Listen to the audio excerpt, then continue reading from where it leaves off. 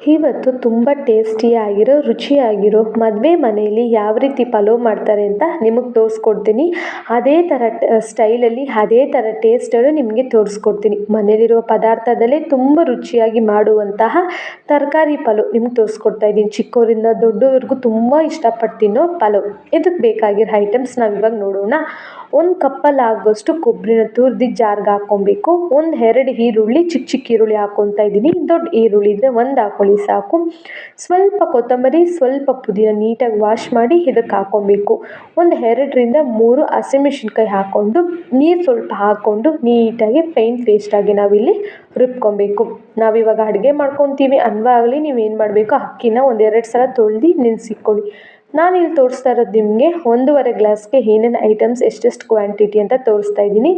ನೀವು ಜಾಸ್ತಿ ಮಾಡೋಂಗಿದ್ರೆ ಎಲ್ಲ ಇದಕ್ಕಿಂತ ಡಬಲ್ ಮಾಡ್ಕೊಬೇಕು. ಒಂದು ಕುಕ್ಕರ್ಗೆ ಸ್ವಲ್ಪ ಎಣ್ಣೆ ಹಾಕಿ ಮಾಮೂಲಿ ಪಲಾವ್ ಸ್ಪೈಸಸ್ ನಾವೇನೇನು ಹಾಕ್ಕೊತೀವೋ ಅದನ್ನೆಲ್ಲ ಹಾಕ್ಕೊಂಬಿಟ್ಟು ದೊಡ್ಡ ಸೈಜ್ 2 ಈರುಳ್ಳಿನ ಸಣ್ಣ ಸಣ್ಣಕ್ಕೆ ಉದ್ದುದ್ದಕ್ಕೆ ಕಟ್ ಮಾಡಿಕೊಂಡಿದ್ದೀನಿ. ಅದನ್ನ ಇದರೊಳಗೆ ಹಾಕ್ಕೊಂಬಿಟ್ಟು ಗೋಲ್ಡನ್ ಕಲರ್ ಆಗೋ ಥರ ನಾವು ಈರುಳ್ಳಿನ ಫ್ರೈ ಮಾಡ್ಕೊಬೇಕು. ಈರುಳ್ಳಿನ ಯಾವ ರೀತಿ ಫ್ರೈ ಮಾಡ್ತೀವೋ ಅಷ್ಟು ಟೇಸ್ಟಾಗಿರುತ್ತೆ, ಅಷ್ಟು ಸ್ಪೈಸಿಯಾಗೂ ಸ್ಟ್ರಕ್ಚರಾಗೂ ಇರುತ್ತೆ.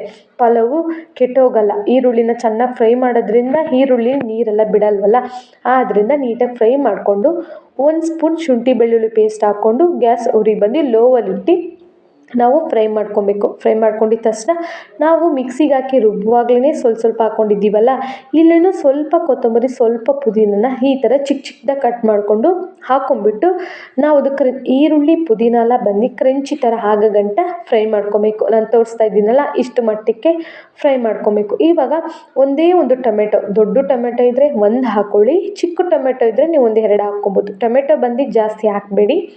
ಟೊಮೆಟೊನ ಉದ್ದುದ್ದಕ್ಕೆ ಈ ಥರ ಕಟ್ ಮಾಡಿಕೊಂಡು ಯಾವ ರೀತಿ ಅಂದರೆ ನೋಡಿ ಸ್ವಲ್ಪ ಉಪ್ಪು ಹಾಕ್ಕೊಂಬಿಟ್ಟು ಈ ರೀತಿ ಮ್ಯಾಶ್ ಆಗೋ ಥರ ನೀವು ಫ್ರೈ ಮಾಡ್ಕೊಬೇಕು. ಫ್ರೈ ಆಗಿದ ತಕ್ಷಣ ಒಂದು 2ರಿಂದ 3 ಸ್ಪೂನು ಹುಳಿ ಇಲ್ದಿರೆ ಮೊಸರನ್ನ ಹಾಕ್ಕೊಬೇಕು. ಹಾಕ್ಕೊಂಬಿಟ್ಟು ನೀಟಾಗಿ ಲೋ ಫ್ಲೇಮಲ್ಲೇ ಇಟ್ಟು ನೀವು ಅದನ್ನು ಬೆರೆಸ್ಕೊಬೇಕು. ಬೆರೆಸ್ಕೊಂಡಿದ್ದ ತಕ್ಷಣ ಆ ಟೊಮೆಟೊದಲ್ಲೆಲ್ಲ ಹೋಗಿ ಹುಳಿ ಸೇರಿರುತ್ತೆ ಆ ಕರ್ಡದು. ಇವಾಗ ಸ್ಪೈಸಸ್ಗಳು ಏನೇನು ಹಾಕ್ಬೇಕಂತ ನಿಮಗೆ ತೋರಿಸ್ತೀನಿ. ನೋಡಿರಿ, ಎತ್ತಿ ತೋರಿಸುವಾಗಲೇ ನಿಮ್ಗೆ ಗೊತ್ತಾಗುತ್ತೆ ಯಾವ ರೀತಿ ಬೆಂದಿದೆ ಅಂತ. ಈ ಥರ ಎಣ್ಣೆ ಬಿಟ್ಕೊಬೇಕು. ಎಣ್ಣೆ ಬಿಟ್ಕೊಂಡಿದ್ದ ತಕ್ಷಣ ಟೊಮೆಟೊ ಎಲ್ಲ ಚೆನ್ನಾಗಿ ಬೆಂದಿದೆ.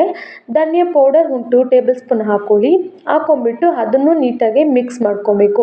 ನಾವು ಬಂದು ಹಸಿಮೆಣಸಿನ್ಕಾಯಿ ಹಾಕಿ ಮಿಕ್ಸಿಗೆ ರುಬ್ಬಿದ್ದೀವಲ್ಲ, ಅದನ್ನು ಒಂದು ಅರ್ಧ ಟೇಬಲ್ ಸ್ಪೂನ್ ಚಿಲ್ಲಿ ಪೌಡರ್ ಇದ್ದರೆ ಸಾಕು. ನಿಮ್ಮ ಮನೇಲಿ ಯಾವ ರೀತಿ ಖಾರ ಇದೆಯೋ ಅದನ್ನು ನೋಡಿಕೊಂಡು ನೀವು ಹಾಕ್ಕೊಬೋದು. ಖಾರ ಕಮ್ಮಿ ಇದ್ದರೆ ಆಮೇಲೆ ಬೇಕೆಂದರೆ ಮ್ಯಾನೇಜ್ ಮಾಡ್ಬೋದು. ಖಾರ ಜಾಸ್ತಿ ಇದ್ದರೆ ಇದು ಮಾಡೋಕ್ಕಾಗಲ್ಲ. ಆದ್ದರಿಂದ ನೀವು ಖಾರ ಪುಡಿ ಹಾಕುವಾಗ ನೋಡಿಕೊಂಡು ಹಾಕ್ಕೊಳ್ಳಿ. ನೋಡಿ, ಎಲ್ಲ ಎಣ್ಣೆಲಿ ಸೇರಿ ಆ ಮಸಾಲೆ ಎಲ್ಲ ಯಾವ ರೀತಿ ಆಗಿದೆ ಅಂತ. ಮತ್ತು ನಾವು ಬೀನ್ಸ್ ಕಾಳು ನಾನು ಹಾಕ್ಕೊತಾ ಇದ್ದೀನಿ, ಮತ್ತು ಕ್ಯಾರೆಟು ಮತ್ತು ಬೀನ್ಸ್ ಹಾಕ್ಕೊತಾ ಇದ್ದೀನಿ. ನಿಮ್ಗೆ ಆಪ್ಷನಲ್ಲಿ ಯಾವ್ಯಾವ ರೀತಿ ನಿಮ್ಗೆ ತರಕಾರಿ ಇಷ್ಟ ಆಗುತ್ತೋ ಆ ರೀತಿ ನೀವು ತರಕಾರಿ ಹಾಕ್ಕೊಬೋದು. ಆ ಬೀನ್ಸ್ ಕಾಳು ಬಂದು ತುಂಬ ಹೆಲ್ತಿ ಅಂತ ಹೇಳ್ತಾರಲ್ಲ, ನೈಟೇ ನೀವು ಒಣಗಿರೋದಿದ್ದರೆ ನೈಟೇ ನೆನೆಸಿಕ್ಬಿಟ್ಟು ನೀರಲ್ಲಿ ಬೆಳಗ್ಗೆ ಮಾಡೋಕ್ಕೆ ಚೆನ್ನಾಗಿರುತ್ತೆ. ಹಸಿ ಬೀನ್ಸ್ ಕಾಳು ಇದ್ದರೆ ನೀವು ಹಾಗೆ ಹಾಕ್ಕೊಂಡು ಫ್ರೈ ಮಾಡಬೇಕು. ಅದು ಸ್ವಲ್ಪ ಬೇಯೋದು ನಿಧಾನ ಅಲ್ವಾ, ಅದನ್ನು ಚೆನ್ನಾಗಿ ಎಣ್ಣೆಲಿ ನೀವು ಫ್ರೈ ಮಾಡ್ಕೊಬೇಕು. ಫ್ರೈ ಮಾಡ್ಕೊಂಡು ಹಾಗೆ ಒಂದು 5 ನಿಮಿಷ ನಾನು ತರಕಾರಿ ಎಲ್ಲ ಫ್ರೈ ಮಾಡ್ಕೊಂಡಿದ್ದೀನಿ.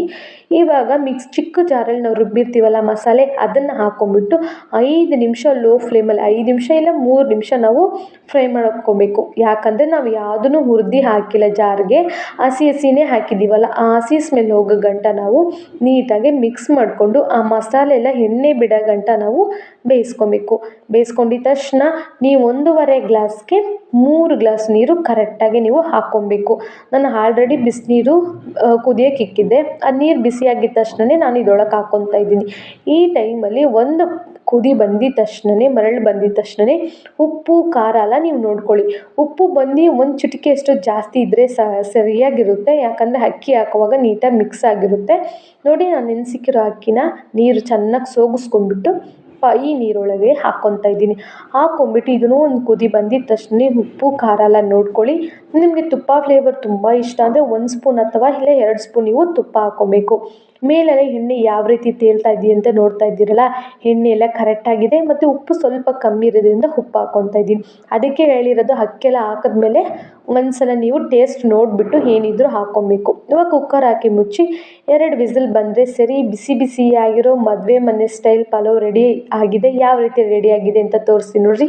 ನೋಡಿದ್ರಾ ಯಾವ ರೀತಿ ಮಸಾಲೆ ಎಲ್ಲ ಮೇಲೆ ತೇಲಾಡ್ತಾ ಇದೆ ಅಂತ. ಅಂತ. ಇವಾಗ ನಿಧಾನಕ್ಕೆ ಸೌಟಲ್ಲಿ ತಿರುಗಿಸ್ಕೊಡ್ಬೇಕು, ಜಾಸ್ತಿ ಮಿಕ್ಸ್ ಮಾಡಬಾರ್ದು, ನಿಧಾನಕ್ಕೆ ಈ ಥರ ತಿರುಗಿಸ್ಕೊಟ್ಟಾಗ ನೀಟಾಗಿ ಮಿಕ್ಸ್ ಆಗುತ್ತೆ. ನೋಡ್ತಾ ಇದ್ದೀರಾ ಯಾವ ಥರ ಸ್ಟ್ರೆಚರ್ ಇದೆ ಅಂತ. ನೀವು ಟ್ರೈ ಮಾಡಿ ನೋಡಿ. ಬಾಯ್.